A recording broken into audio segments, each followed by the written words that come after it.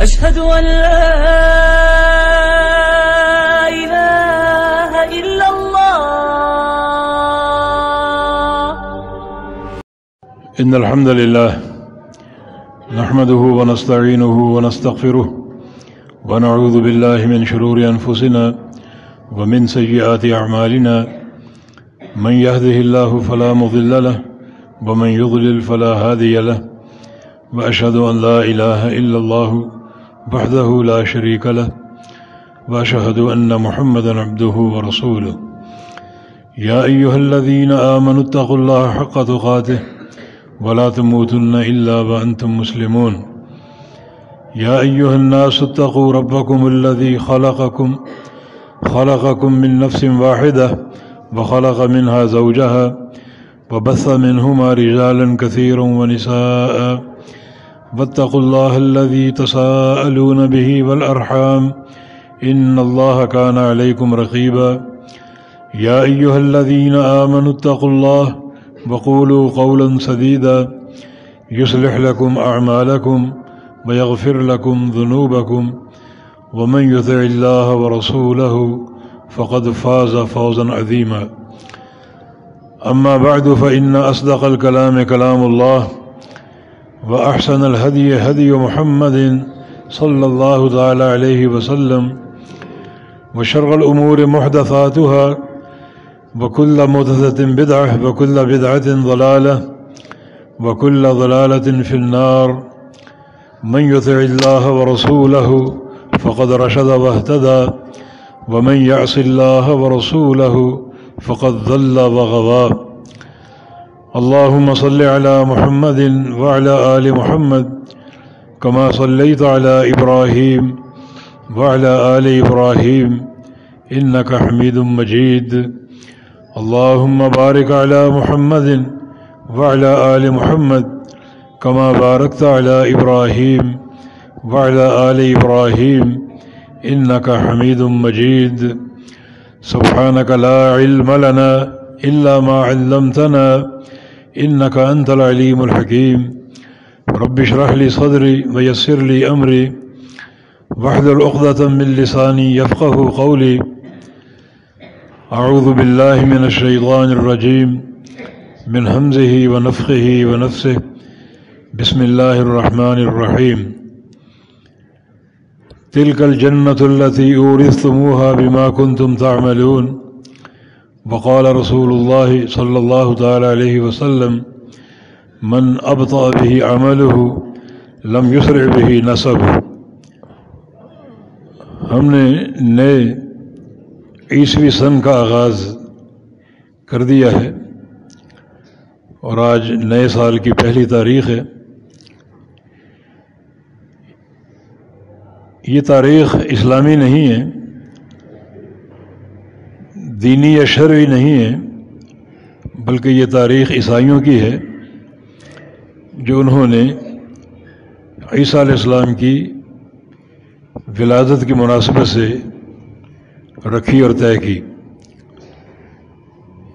اسلامی اور شرعی تاریخ جو ہے وہ ہجری تقویم کہلاتی ہے، جس کا آغاز رسول کریم صلی اللہ علیہ وسلم کی مکہ سے مدینہ ہجرت ہے.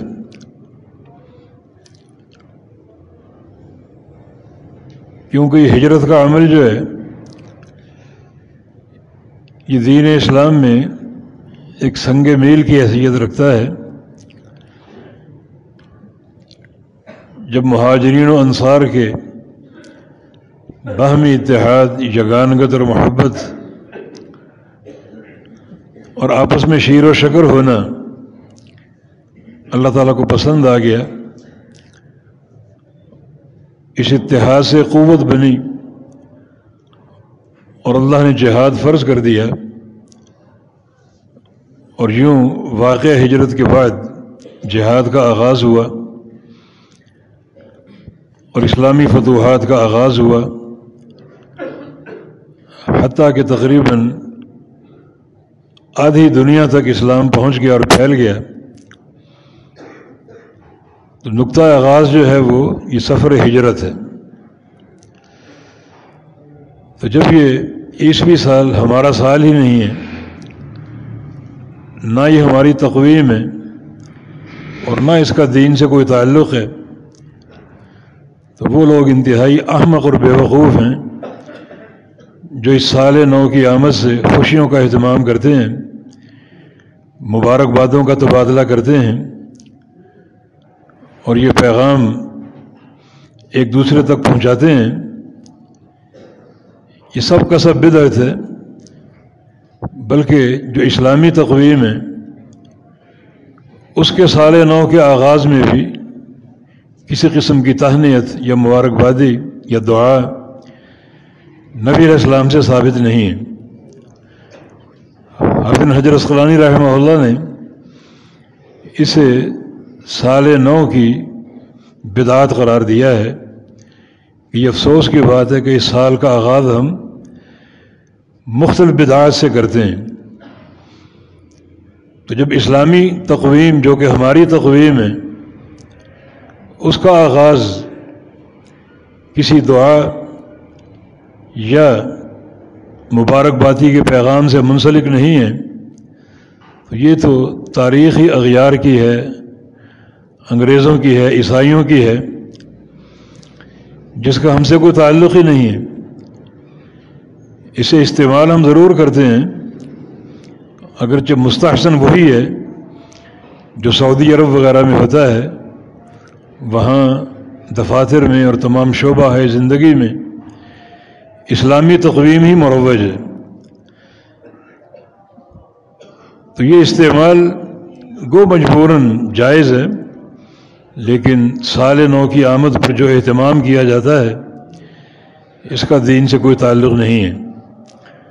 رات جو کچھ ہوا، فضول خرچی، مردوں عورتوں کا اختلاط، سڑکوں پر بھیڑ بھاڑ، رات بھر جاگنے کا عمل، یقیناً یہ ساری چیزیں اللہ تعالیٰ کی ناراضگی پر منتج ہوتی ہیں۔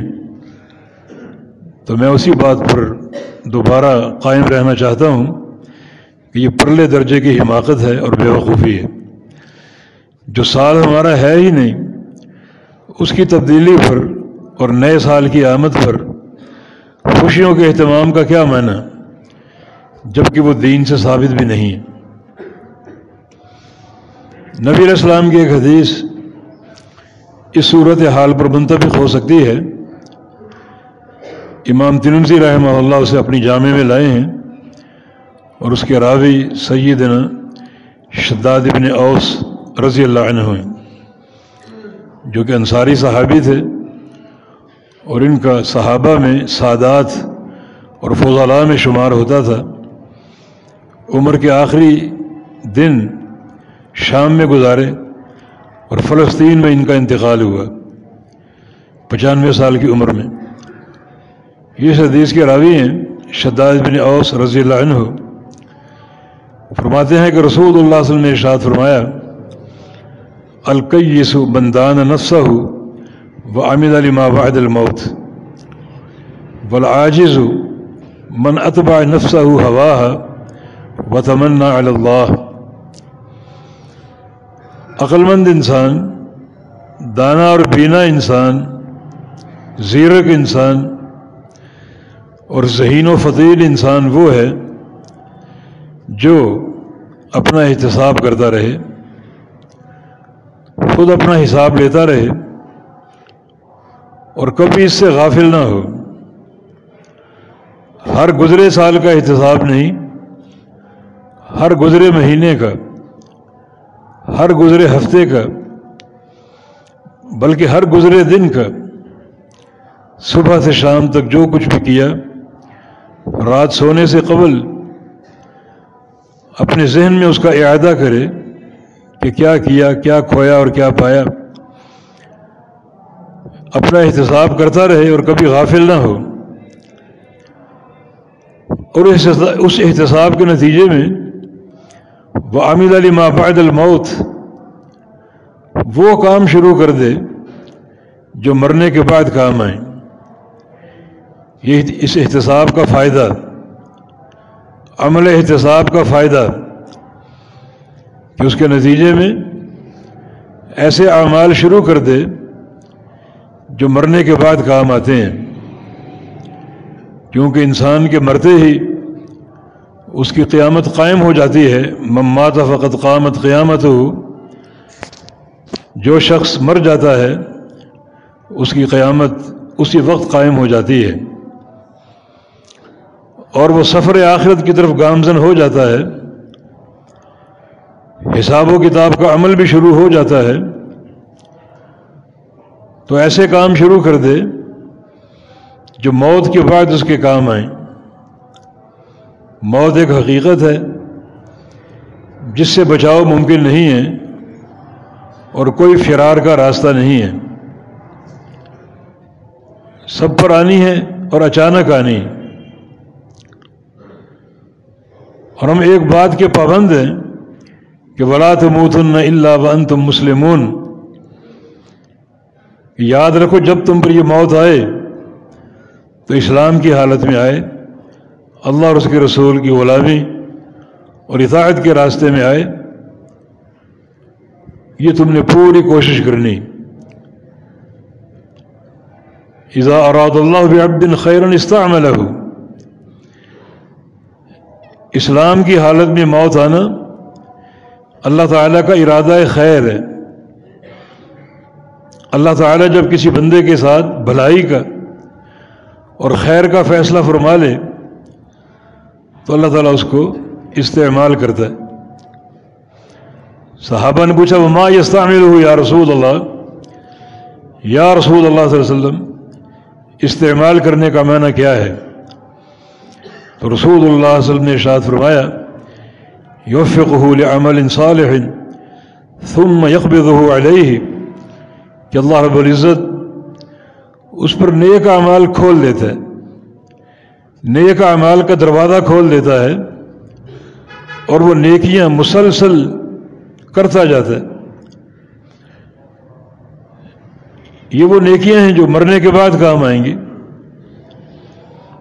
اور اللہ تعالیٰ اسے نیکیاں کرتے کرتے اٹھا لیتا ہے۔ یہ ہے وَلَا تَمُوتُنَّ إِلَّا وَأَنْتُمْ مُسْلِمُونَ، کہ تم پر موت اسلام کی حالت میں آئے، اعمال صالحہ کے ساتھ آئے، اللہ اور اس کے رسول کی اطاعت کہ رنگ میں رنگے ہو، اور اس طرح موت آ جائے تو یقیناً یہ انتہائی کارآمد موت ہے۔ حدیث میں آتا ہے کہ جو بندہ جس نیکی پر مرتا ہے اسی نیکی میں قیامت تک شمار ہوتا ہے، اور جب قیامت کے دن اٹھے گا تو وہی نیکی کرتے کرتے اٹھے گا، اور یہ صدیوں کا ایک اجر اللہ تعالیٰ اس کو عطا فرمائے گا۔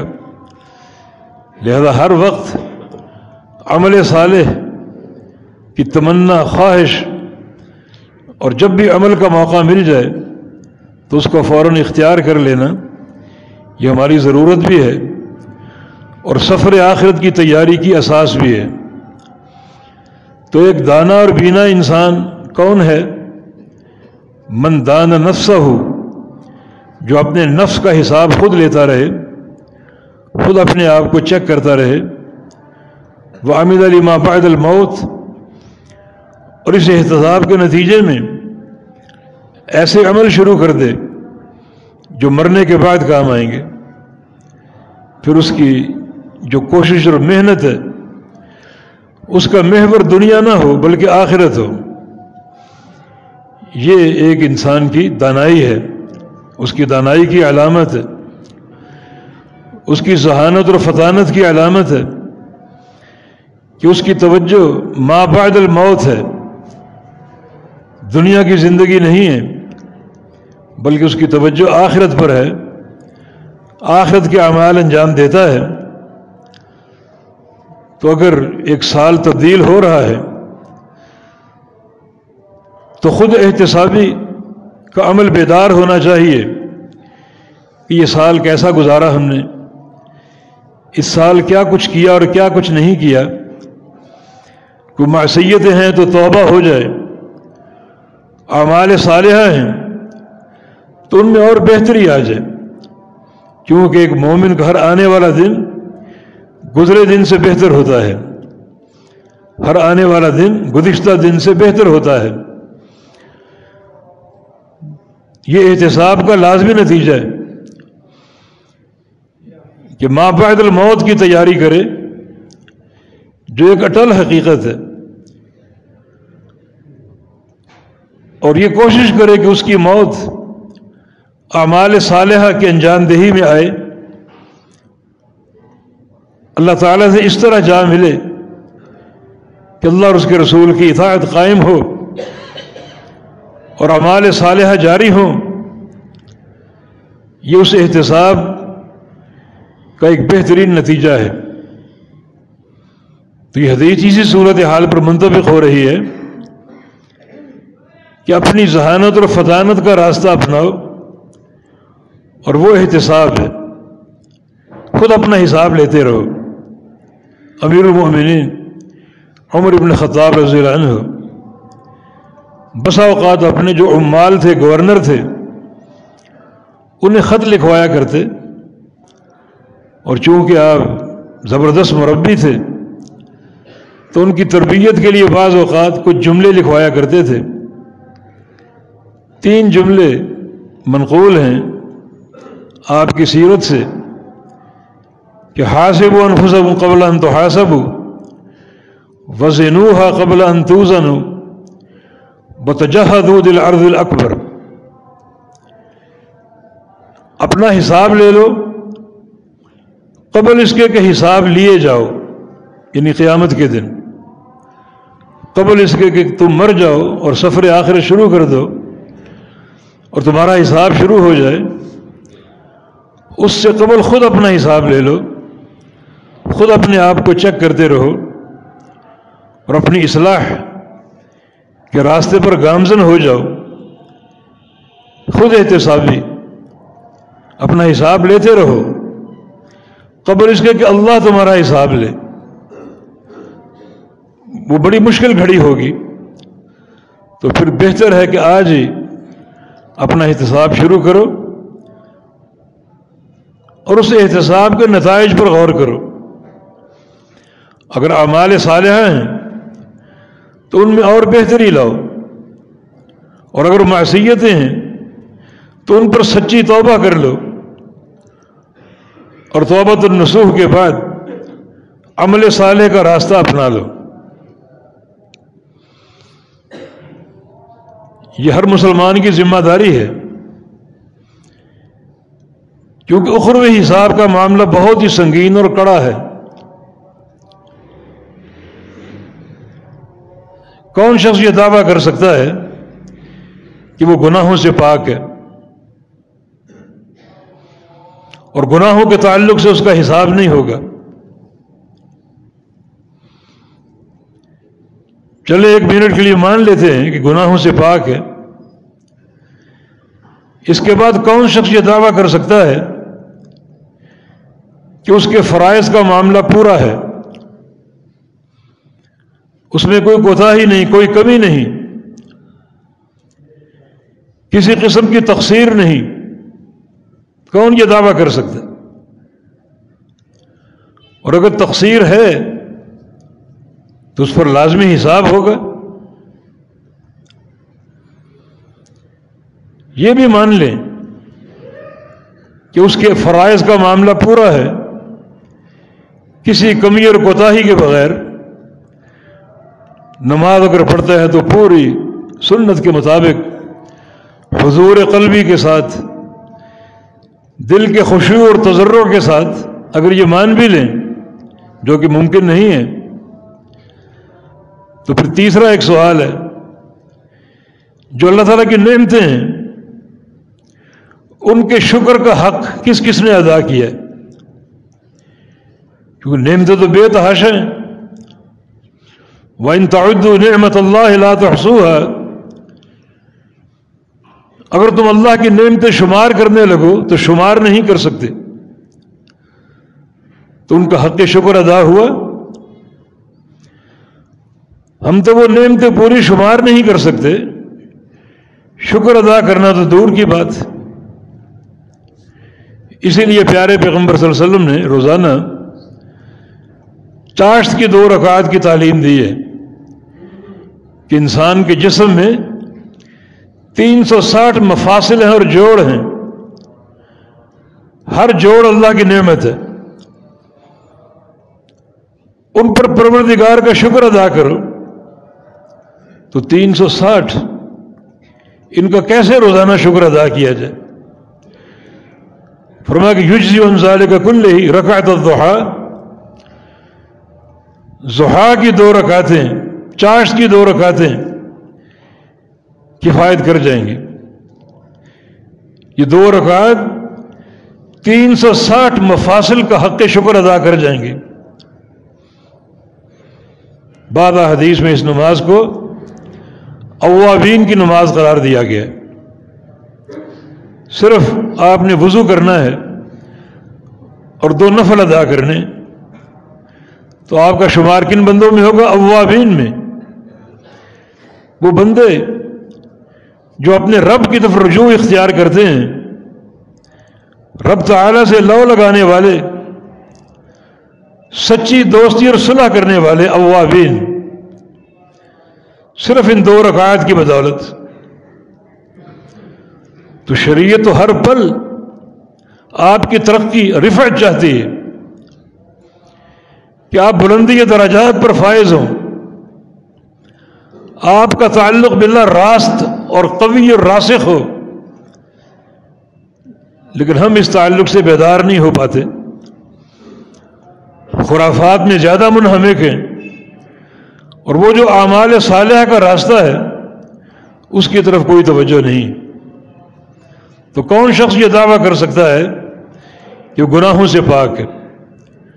اور اگر دعویٰ کر بھی جائے تو کون شخص یہ دعویٰ کر سکتا ہے کہ اس کے اعمال صالح ہر لحاظ سے پورے ہیں اور کوئی حساب نہیں ہوگا؟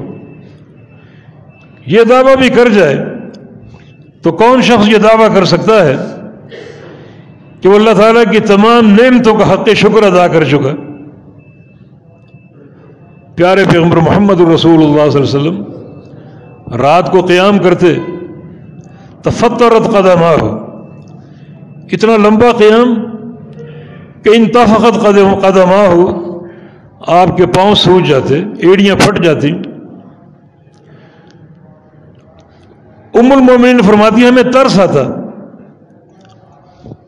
تضرع، رونا، آہ و زاری الگ ہے، مگر یہ جسمانی تھکاوٹ کا حال ہے کہ پاؤں سوج رہے ہیں، ایڑیاں پھٹ رہی ہیں۔ ایک بار اظہار کر دیا کہ یا رسول اللہ صلی اللہ علیہ وسلم، آپ تو وہ شخصیت ہیں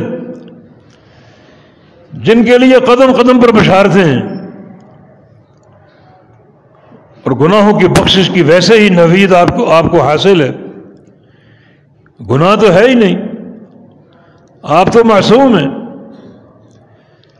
لیکن جس قدر تقوی زیادہ ہو اسی قدر بندے کے دل میں گناہوں کی ہیبت کا خوف ہوتا ہے۔ اسی کی مثال لے لیجیے کہ اللہ کے پیارے پیغمبر صلی اللہ علیہ وسلم جب بیت الخلاء سے نکلتے تو ایک دعا پڑھتے، غفرانک، یا اللہ تجھ سے گناہوں کی بخشش چاہتا ہوں۔ یہ اس دعا کا کیا محل ہے؟ یہ حقیقی تقوی کی باتیں ہو رہی ہیں۔ نبی علیہ السلام کی زبان ہمیشہ اللہ کے ذکر سے تر رہتی تھی، لیکن بیت الخلاء میں اللہ کا ذکر جائز نہیں ہے، اسے بھی کوتاہی پر محمول کیا گیا۔ یہ شدت تقوی کی بات ہے، ہماری بات نہیں ہے۔ بقول انس بن مالک رضی اللہ عنہ کے کہ انتم تأتون بأمور هي ادق في اعینکم من الشعر وكنا نعدها من الموبقات، کہ تم آج کل ایسے گناہ کرتے ہو کہ تمہارے نزدیک ان گناہوں کا وزن بال سے بھی باریک ہے۔ ہم اللہ کے پیارے پیغمبر کے دور میں ان گناہوں کو پہاڑوں سے وزنی شمار کیا کرتے تھے، اور تمہاری سوچ میں بالوں سے باریک ہیں، بالوں سے ہلکے ہیں. ہم ان گناہوں کو پہاڑ جیسا محسوس کرتے تھے. تو یہ وہ معصیت ہے، یہ بندے کے اختیار میں نہیں ہے، لیکن بیت الخلاء میں گزارے لمحات کو کوتاہی شمار کیا جا رہا ہے کہ ذکر نہیں ہو سکا. غفرانہ کا، یا اللہ تو بخش دے، معاف کر دے. یہ بشارتیں آپ کو حاصل ہیں. پھر اس قدر طویل قیام کیوں کہ پاؤں سوج جائیں اور ایڑیاں پھٹ جائیں؟ فرمایا کہ افلا اکون عبدا شکورا، میں اللہ تعالیٰ کا شکر گزار بندہ نہ بنوں. شکر گزاری دینی نعمتوں کی بھی اور دنیاوی نعمتوں کی بھی. اور دنیا کی نعمتیں کیا ہیں؟ 3 چاند گزر جاتے اور پیارے پیغمبر کے گھر میں چولہا نہ جلتا. کھانا کیا ہوتا؟ پانی اور کھجوریں. یہ دنیا کی نعمتیں ہیں. بس اوقات وہ بھی نہ ملتے تو پیٹ پر پتھر باندھنے پڑتے. یہ دنیا کی نعمتیں ہیں جن کا حق شکر ادا ہو رہا ہے رات بھر کے قیام کی صورت میں. تو کون شخص یہ دعویٰ کر سکتا ہے کہ اللہ تعالیٰ کی نعمتوں کا حق شکر ادا کرنے میں وہ پوری طرح کامیاب ہے؟ ہر طرف تقصیر ہی تقصیر، کوتاہی ہی کوتاہی ہے. کہیں نافرمانیاں اور گناہ ہیں، کہیں اعمال صالحہ میں کمی اور کوتاہی ہے، اور پھر سب سے بڑھ کر یہ کہ خالق کائنات کی نعمتوں کا حق شکر ادا کرنے سے قاصر ہیں. تو آپ اندازہ کریں کس قدر محنت کی ضرورت ہے. یہ احتسابی عمل ہے کہ ہمارا اعمال صالح سے کیا تعلق ہے، گناہوں سے کیسا رابطہ ہے، اللہ تعالیٰ کی نعمتوں کا حق شکر کس طرح اور کس نوعیت سے ادا ہو رہا ہے. یہ سوچنے کی باتیں ہیں اور یہ احتساب کا عمل. تو القیس من دان نفسہ، ہر شخص پر یہ فرض ہے، اس کی ذہانت کی علامت ہے، یہ اس کی کامیابی کا راستہ کھلنے والا ہے جو اپنا حساب لیتا رہے. ان تمام جوانب کو سامنے رکھتے ہوئے، گناہوں کے معاملے کو سامنے رکھتے ہوئے، اعمال صالحہ کی کیفیت اور کمیت کو سامنے رکھتے ہوئے، اور پروردگار کی نعمتیں جن کا کوئی شمار ہی نہیں، ان کے تعلق سے حق شکر کے معاملے کو سامنے رکھتے ہوئے اپنا حساب لیتا رہے. وَعَمِلَ لِمَا بَعْدَ الْمَوْتِ، اور ایسے کام شروع کر دے جو مرنے کے بعد کام آئیں گے. اور یہی نصیحت امیر المومنین کی تھی کہ حاسبوا انفسکم قبل ان تحاسبوا، قبل اس کے کہ تم اخر میں حساب لیے جاؤ، موت کے بعد تمہارا حساب شروع ہو. خود دنیا میں اپنا حساب لے لو، خود احتسابی کر لو، بڑی گہری نظر کے ساتھ، اور اس احتساب کے نتیجے پر غور کرو. کیا نتیجہ آ رہا ہے؟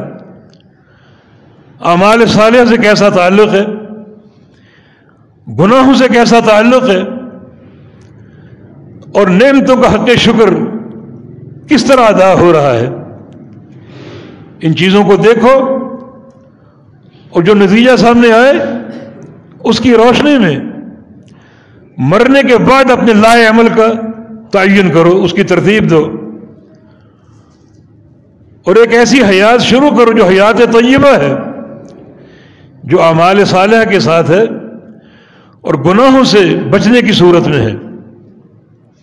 اور ساتھ ہی فرماتے وزنوها قبل ان توزنوا، اور قبل اس کے کہ تم قیامت کے دن تولے جاؤ، اپنے آپ کو دنیا میں تول لو، اپنا وزن کر لو. یہ وزن آپ کے جسم کا نہیں ہے، یہ وزن آپ کی روحانیت کا ہے. یہ وزن ان اعمال کی صورت میں ہے جو اعمال آخرت ہیں، جو آخرت کو سنوارنے والے ہیں. وزن کر لو اپنا قبل ان توزنوا، قبل اس کے کہ قیامت کے دن وزن کیے جاؤ. اللہ تعالیٰ قیامت کے دن بھی تولے گا. اس کے وزن کا معاملہ بڑا دقیق ہے، بڑا باریک بینی پر قائم، تاکہ پوری طرح اس عالم محشر میں اس کا انصاف قائم ہو جائے، اس کا عدل قائم ہو جائے، ہر بندے پر حجت قائم ہو جائے۔ اللہ تعالیٰ پہلے ہر بندے کے صحائف اعمال کو تولے گا، فرشتے مقرر ہیں نیکیاں گناہ لکھنے میں، ایک فرشتہ نیکیاں لکھ رہا ہے، دوسرا گناہ لکھ رہا ہے۔ یہ صحیفے قیامت کے دن آئیں گے اور ان کا وزن ہوگا۔ یہ صحائف فرشتوں نے تیار کیے جو غلطی کرنے والے نہیں ہیں، عباد مکرمون، بڑے عزت والی مخلوق ہے وہ، عزت والے بندے ہیں وہ، ان سے کوئی خطا واقع نہیں ہوتی۔ لا یعصون اللہ ما امرہم، ایک لمحہ کی نافرمانی کا وہاں تصور نہیں ہے۔ تو ان صحیفوں کے وزن سے اللہ تعالیٰ کے عدل کی حجت قائم ہوگی۔ دوسرا، اللہ رب العزت خود اعمال کو تولے گا، نمازیں ہیں، روزے ہیں، حج عمرہ ہے، زکاتیں ہیں، نوافل ہیں، فرائض ہیں، ان کے مقابلے میں گناہ ہے بندوں کے، کسی کی غیبت ہے، کسی کی چوری ہے، کسی کی خیانت ہے، بڑی معصیتیں ہیں، وہ ایک پلڑے میں ہوں گی، نیکیاں ایک پلڑے میں ہوں گی۔ اے بندے، یہ تیرے ہی اعمال ہیں، تیرے ہی کرتوتے ہیں، اور تیرے سامنے ان کا وزن ہو رہا ہے، یہ میزان ان کو تول کر دکھائے گا۔ تو یہ بھی ایک وزن ہے، وزن کی صورت ہے۔ اور تیسرا، اللہ رب العزت بندوں کو اس میزان میں ڈال دے گا۔ صحیح بخاری میں نبی علیہ السلام کی حدیث ہے، رب سمین لا یدن عند اللہ جناح بعوضہ، کہ بہت سے بھاری بھرکم لوگ آئیں گے، بڑے موٹے تازے، جسمانی اعتبار سے بڑے قداور، ان کو ڈال دو اس میزان میں، دیکھیں کیا ان کا عمل ہے اور کیا ان اعمال کا وزن ہے اور کیا ان کے جسم کا وزن بنتا ہے۔ فرمایا کہ لا یزن عند اللہ جناح بعوضہ، اس میزان میں ان کا وزن ایک مچھر کے پر کے برابر بھی نہیں ہوگا، کیونکہ اعمال صالح ہی نہیں، اللہ تعالیٰ کی نعمتوں کا حق شکر ہی نہیں، گناہوں سے بچاؤ کی کوشش ہی نہیں، تو وزن کہاں سے بنے گا؟ یہ تین چیزوں کو تول کر چیک کیا جائے گا، خود انسان کو، اس کے اعمال سمیت، اور اس کے اعمال کے صحائف کو جو فرشتوں نے لکھے، اور اس کے اعمال کو، تاکہ ہر لحاظ سے پوری طرح اللہ تعالیٰ کا عدل اشکارا ہو جائے اور اس کے عدل کی حجت قائم ہو جائے۔ تو امیر المومنین فرماتے ہیں وَزِنُوهَا قَبْلَ أَن تُوزَنُوا، قبل اس کے کہ اس دن تولے جاؤ، آج خود ہی اپنے آپ کو تول لو، وزن کر لو، دیکھو کیا نیکیاں اور کیا گناہ ہیں۔ پھر وزن کی مضبوطی اور وزن کی ایک شدت اور کثرت جو ہے وہ کچھ جانبی اعمال کے ساتھ ہے، بندے کا اخلاص ہے، بندے کا جذبہ اطاعت رسول ہے صلی اللہ علیہ وسلم۔ جس قدر یہ چیزیں زیادہ ہوں گی اس قدر بندے کا وزن بڑھتا جائے گا، اللہ تعالیٰ اس کو تولے گا اس کے اخلاص کے ساتھ، اسے تولے گا جو اس کے دل میں محبت توحید ہے، اور اس کو تولے گا جو اس کے دل میں محبت توحید کے مقابلے میں شرک کی نفرت اور مذمت ہے، اور اس کو تولے گا اس کے جذبہ اطاعت رسول کے ساتھ، محبت مصطفیٰ علیہ السلام اور محبت حدیث اور محبت سنت مصطفیٰ علیہ السلام کی، اس محبت کے ساتھ تولے گا، اور اس کے بالمقابل جو اس کے دل میں بدعت کی نفرت ہے اور بدعت کی شناعت اور مذمت ہے اسے بھی تولے گا۔ تو یہ وہ جانبی امور ہیں جو بندے کے وزن کو بھاری کریں گے۔ تو اپنے آپ کو دیکھو اور چیک کرو، جذبہ اخلاص کیسا ہے، اللہ اور اس کے رسول کی محبت کیسی ہے، اور پیارے پیغمبر کے فرامین اور آپ کے اعمال مبارکہ، افعال مبارکہ، ان کی محبت کیسی، ان کے ساتھ تعلق کیسا ہے۔ ان سارے امور کے ساتھ اپنے آپ کو تولو، چیک کرتے رہو. یقیناً یہ بات کامیابی پر منتج ہوگی. الکیس من داد نفسہ وعمل لما بعد الموت. اور تیسری نصیحت یہ ہوتی تھی وتجہزوا للارض الاکبر، تیاری کرو عرض اکبر کی. عرض اکبر سب سے بڑی پیشی جو خالق کائنات کے سامنے ہوگی. دنیا میں بہت سی پیشیاں ہوتی ہیں اور بعض پیشیوں پر تم کانپ جاتے ہو، تھر تھراتے ہو، ان کے خوف کو محسوس کرتے ہو. تو یہ پیشی جو سب سے بڑی ہے اللہ رب العزت کے سامنے اللہ تعالی پوری زندگی کا حساب لے گا. جتنے تم نے ماہ و سال گزارے، 60 سال عمر گزاری، 70 سال عمر گزاری، تم تو خوش ہو رہے ہو سال نو کی آمد پر اور سال کی تبدیلی پر، منکرات اور فواحشات کو اپنا رہے ہو، فضول خرچیاں کر رہے ہو، اور کبھی قسم کا مردوں عورتوں کو اختلاط ہو رہا ہے. یہ سارے امور اللہ تعالیٰ کی ناراضگی پر منتج ہوتے ہیں. تو تم نے کیا اپنا احتساب کیا؟ کیا اپنے آپ کو تولا؟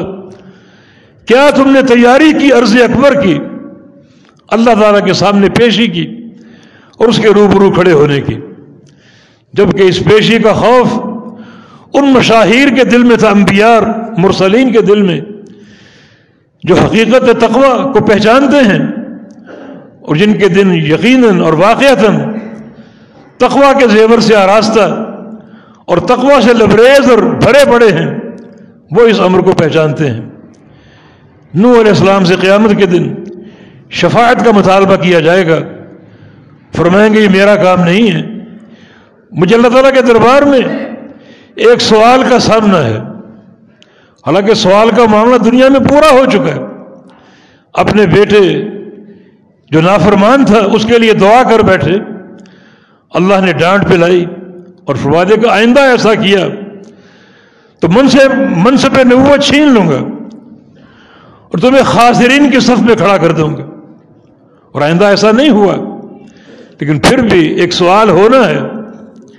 اس کی ہیبت آ رہی ہے کہ میں اللہ کے سامنے کیسے جاؤں. ان ربنا قد غضب اليوم غضبا لم يغضب قبله مثله ولن يغضب بعده مثله. ہمارا پروردگار آج غصے میں ہے، اسے ایسا غصہ آج سے قبل کبھی نہیں آیا اور آج کے بعد کبھی نہیں آئے گا. کیسے میں سامنا کروں، کیسے جا کر سفارش کروں؟ یہی بات آدم علیہ السلام کہیں گے، یہی بات جد الانبیاء سید الموحدین ابراہیم علیہ السلام کہیں گے، یہی بات موسیٰ علیہ السلام عیسیٰ علیہ السلام کہیں گے. اور یہ پانچوں اولو العزم انبیاء ہیں. آخر محمد الرسول اللہ صلی اللہ علیہ وسلم کی باری آئے گی، ان سے شفاعت کا تقاضا کیا جائے گا اور آپ فرمائیں گے ہاں یہ مقام میرا ہے، اللہ نے مجھے اس مقام پر تفویض کیا ہے. اور آپ شافع روز جزا شفاعت کبریٰ کا فریضہ انجام دیں گے، یعنی اللہ تعالیٰ آئے اور بندوں کا حساب لے. تو کیسی ہیبت آ رہی ہے اس بڑی پیشی کے عرض اکبر کی. یہ بات انبیاء فرما رہے ہیں. ہمارا وہاں کیا حال ہوگا؟ کس بات کی بولی ہے، کس بات پر فخر ہے ہمیں، کس بات پر اتراتے ہیں ہم، کیا بھرم ہے ہمارے اندر. تو یقیناً ہمیں یہ مثبت سوچ اپنانی پڑے گی. وَتَجَهَّزُوا لِلْأَرْضِ الْأَكْبَرِ، اس بڑی پیشی کے لیے تیاری کرو، اپنے آپ کو تیار کرو. اور وہ تیاری اعمال صالحہ کے ساتھ ہے، وہ تیاری گناہوں سے بچاؤ کے ساتھ ہے کہ اللہ تعالیٰ کی نافرمانی نہ ہو، اس کے رسول کی نافرمانی نہ ہو، اس کی توحید پر پوری طرح کاربند ہو اور اللہ کے پیارے پیغمبر کی سنت کی محبت دلوں میں موجزن ہو. یہ تیاری کے امور ہیں، بڑے بنیادی امور. ان امور کے ساتھ تیاری کرو. اخلاق حسنہ کا برتاؤ ہو. یقیناً یہ بھی تیاری کا ایک راستہ ہے. امام ذہبی رحمہ اللہ تاریخ اسلام میں مسعود الحمدانی کے نام کی ایک شخصیت کا ذکر کیا ہے. مسعود ابن عبداللہ الحمدانی، جس کا اللہ تعالیٰ کی مخلوق کے ساتھ معاملہ یہ تھا.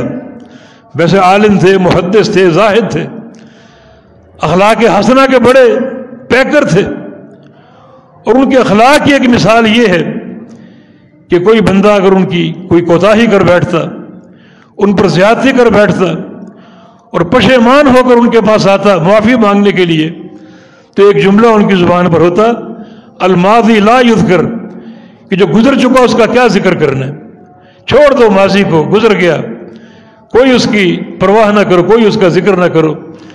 کوئی بندہ کوئی مالی حق تلفی کر بیٹھتا، وہ آ کر معافی مانگتا، الماضی لا یذکر، چھوڑ دو ماضی کو۔ کوئی بندہ کوئی اور اس کی غیبت کر بیٹھتا، آ کر معافی مانگتا، الماضی لا یذکر، چھوڑ دو ماضی کو، ماضی کو کیا یاد کرنا۔ اسی مسعود کا انتقال ہو گیا، کسی کو خواب میں نظر آیا، پوچھا ما فعل اللہ بک، اللہ تعالیٰ نے کیا سلوک کیا آپ کے ساتھ، پروردگار کا کیا فیصلہ ہوا آپ کے حق میں۔ فرمایا جب اللہ تعالیٰ کے سامنے پیش ہوا تو اللہ تعالیٰ نے فرمایا یا مسعود الماضی لا یذکر، مسعود ماضی کو کیا یاد کرنا، چھوڑ دو ماضی کو، وہ سامنے جنت ہے، جنت میں داخل ہو جاؤ۔ یقیناً اللہ تعالیٰ کی رضا کے فیصلے ان سارے امور کے ساتھ مربوط اور منسلک ہیں۔ اپنا احتساب ہو اعتقادی اعتبار سے، عملی اعتبار سے، اخلاقی اعتبار سے، ادخلوا فی السلم کافہ، اسی بات کے مکلف ہے کہ دین میں پورے داخل ہو جاؤ، پورے کے پورے۔ تو پیارے پیغمبر کا یہ فرمان اس صورتحال پر پوری طرح منطبق ہو رہا ہے کہ القیس من دان نفسہ عمل لما بعد الموت، عقل مند وہ ہے جو اپنا حساب لیتا رہے، بار بار اپنے آپ کو چیک کرتا رہے، احتساب کرتا رہے، اور اس کے نتیجے کو دیکھے، اور اس کے نتیجے کے طور پر ایسے کام شروع کر دے لگاتار تسلسل کے ساتھ اور دوام کے ساتھ جو مرنے کے بعد کام آئیں گے۔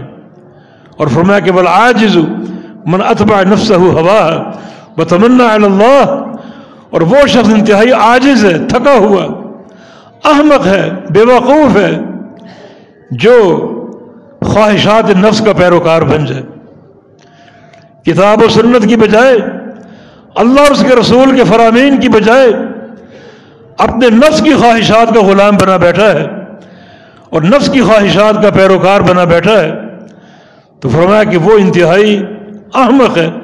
وتمنى علی اللہ، اور اللہ پر تمنائیں قائم کیے بیٹھا ہے، گناہ کرتا ہے اور ساتھ ساتھ کہتا ہے کہ اللہ بڑا غفور الرحیم ہے، گناہ کرتا ہے اور ساتھ ساتھ کہتا ہے کہ بڑھاپے میں توبہ کر لیں گے، گناہ کرتا ہے اور ساتھ ساتھ کہتا ہے کہ ابھی تو جوانی کی عمر ہے، جب ریٹائر ہوں گے، بڑھاپا آئے گا، تب توبہ بھی کر لیں گے اور اپنی اصلاح بھی کر لیں گے۔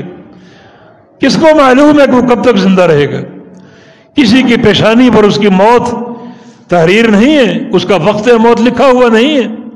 یہ تمنائیں جھوٹی تمنائیں ہیں، بلکہ انتہائی عاقل انسان وہی ہے جو اپنا احتساب کرے اور فوری اعمال صالحہ میں داخل ہو جائے، اس دروازے کو کھول دے جو مرنے کے بعد اعمال کے تعلق سے ہیں، اور بڑے دوام اور تسلسل لگاتار ان اعمال کو اختیار کر لے، ان اعمال کو انجام دے، اور کوشش کرے کہ وہ نیکیاں کرتے کرتے اس کا خاتمہ ہو جائے۔ تو القیس من دان نفسہ وعمل لما بعد الموت، جامع ترمذی کی ایک اور حدیث ہے، اللہ کے پیارے پیغمبر سے پوچھا گیا من خیر الناس یا رسول اللہ، سب سے بہترین انسان کون ہے؟ تو رسول اللہ صلی اللہ علیہ وسلم نے ارشاد فرمایا من طال عمرہ وحسن عملہ، سب سے بہترین انسان وہ ہے جس کی عمر لمبی ہو، 70 سال، 80 سال، 100 سال، اور اس کے عمل اچھے ہوں، اس لمبی عمر میں تسلسل کے ساتھ نیکیاں ہوں، ایسے اعمال ہوں جو مرنے کے بعد کام آئیں گے۔ پوچھا گیا سب سے بدترین انسان کون ہے؟ فرمایا کہ من طال عمرہ وساء عملہ، سب سے بدترین انسان وہ ہے عمر تو طویل ہے، لمبی ہے، عمل اس کے برے ہیں، بڑھاپے کے باوجود اس کو ہوش نہیں آ رہی، توبہ کا خیال نہیں آ رہا، اعمال صالحہ کا خیال نہیں آ رہا، اور وہ اسی جوانی جیسے اعمال پر قائم ہے، گناہوں پر قائم ہے اور گناہوں پر توجہ دے رہا ہے۔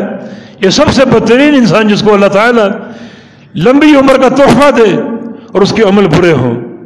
تو یہ عمر موجود ہے، ہم سب اپنی زندگی کی منزلیں کاٹ رہے ہیں اور طے کر رہے ہیں، یہ محدود، لامحدود نہیں ہے۔ اعمار امتی ما بین 60 و 70 سنہ وقل من یجوز ذالک، میری امت کی عمریں 60 اور 70 سال کے درمیان ہیں.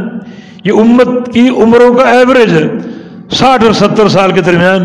اس سے کم بھی کچھ لوگ چلے جاتے ہیں، اس سے اوپر بھی کچھ لوگوں کو عمر مل جاتی ہے، لیکن اوسط عدد یہی ہے 60 اور 70 سال کا ہنسا. یہ میری امت کی عمریں ہیں. چنانچہ ان فرامین کو سامنے رکھتے ہوئے، ان احادیث اور نصوص کو سامنے رکھتے ہوئے ایسے اعمال فوری شروع کیے جائیں جن کا نتیجہ مرنے کے بعد مرتب ہوگا، جو مرنے کے بعد انسان کے کام آئیں گے. اور یقیناً وہ اعمال صالحہ ہی ہیں. قبر میں انسان داخل ہوگا، چاروں طرف سے اس پر حملہ ہوگا اور اس کے اعمال اس حملے کو ٹالیں گے. کہیں جو ہے وہ نمازیں ٹال رہی ہیں، کہیں روزے ٹال رہے ہیں، کہیں قرآن کی تلاوت اس حملے کو پسپا کر رہے ہیں. اور قیامت کے دن اللہ تعالیٰ کا فرمان ہوگا تلک الجنت التی اورثتموها بما کنتم تعملون، یہ وہ جنت ہے جس کی وراثت تمہیں دی گئی. وراثت کو مانا مستقل ملکیت جو کبھی ختم نہ ہوگی. کس بنا پر؟ بما کنتم تعملون، جو تم عمل کیا کرتے تھے، محنت کیا کرتے تھے، ایسے اعمال پر توجہ دیتے تھے جو قیامت کے دن کام آئیں اور آخرت میں کام آئیں. آج وہ کام آ چکے، سامنے جنت موجود ہے، اس میں داخل ہو جاؤ. یہ وراثت اعمال صالحہ کا نتیجہ ہے. ساتھ ساتھ مستقل دعائیں ہوں اللہ تعالیٰ کی توفیق کی. اللہ پاک توفیق عطا فرما دے. اللہ ہمیں اعمال صالحہ کی توفیق عطا فرما دے. یا اللہ ہماری تمام تر توجہات کا مرکز اور محور ما بعد الموت ہو، آخرت ہو. دنیا دنی جو ہے اس کے ساتھ ایک واجبی تعلق ہو، اصل تعلق آخرت کے ساتھ ہو جو مرنے کے بعد کام آئے گا. اللہ تعالیٰ ہمیں اپنے فالحین اور نیک بندوں میں شامل فرما لے اور اللہ پاک ہماری اصلاح فرما دے. اللہ ہم سب سے راضی ہو جائے، ہمارے گناہوں کو معاف فرما دے. اقول قولی ھذا واستغفر اللہ لی ولکم وآخر دعوانا ان الحمد للہ رب العالمین.